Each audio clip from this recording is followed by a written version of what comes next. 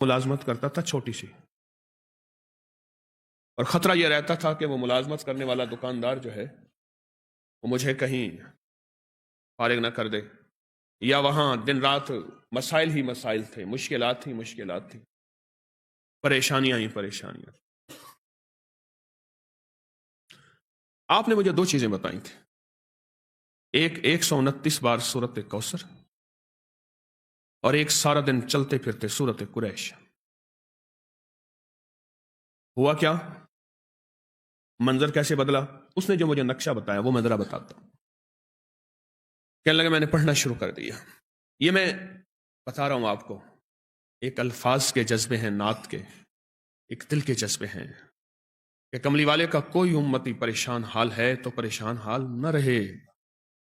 میرے آقا کا کوئی امتی ہے، وہ کسی رنگ، نسل، کسی مزاج، کسی مذہب، فرقے کا ہے، میرے امتی، کملی والے کا امتی خالی نہ رہے۔ کہا کہ میں نے 129 بار سورت کوثر پڑھنی شروع کر دی، اور جذبے کے ساتھ سورت قریش پڑھنی شروع کر دی۔ یہ جو انہوں نے لفظ جذبہ کہا ہے نا، یہی جذبہ فیصلے کرواتا ہے۔ الفاظ سے زیادہ کیفیات فیصلے کرواتے ہیں۔ میری بات پہ غور کریں، مظلوم کے پاس کوئی اسم اعظم نہیں ہوتا، مظلوم کے پاس ایک جذبہ ہوتا ہے، وہی جذبہ عرش الہی کو ہلا دیتا ہے۔ ہمارے پاس الفاظ ہوتے ہیں، کیفیات نہیں ہوتی، جذبہ نہیں ہوتا، اور جذبے کی کمی کی وجہ سے ہم محروم رہ جاتے ہیں۔ پھر کہتے ہیں اتنا عرصہ آئے، اتنا عرصہ کیا، کیوں نہیں ملا؟ جذبہ جذبہ جذبہ۔ تو کہنے لگے میں نے جذبے سے پڑھا، جذبے سے پڑھا۔ میں ایک کھجور کی دکان پہ کام کرتا تھا، چھوٹا سا ملازم تھا۔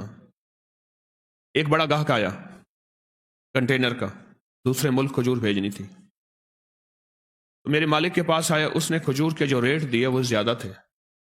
انہوں نے کہا آپ زیادہ دے رہے ہیں، کچھ کم کر دیں۔ انہوں نے کہا یہی ہیں ہمارے ریٹ، اور وہ میرا مالک مدینہ کی منڈی کا بڑا سوداگر ہے، اور ایسا سوداگر ہے وہ جو ریٹ نکالتا ہے وہی چلتا ہے۔ کہا کہ انہوں نے مجھ سے رابطہ کیا، میرے رابطے تھے چونکہ اور تاجروں سے، میں نے کم ریٹ پہ وہی چیز ان کو دے دی، کنٹینر بھر کے بھیج دیا، اور مجھے اتنا بچ گیا۔ کہا کہ وہ سب سے پہلا تحفہ تھا 129 بار سورت کوثر اور سورت قریش کا۔ 19 گیا، 20 گیا، 21 گیا، اب 22 بھی گیا۔ آج میں خود تاجر ہوں، آج میں خود تاجر ہوں۔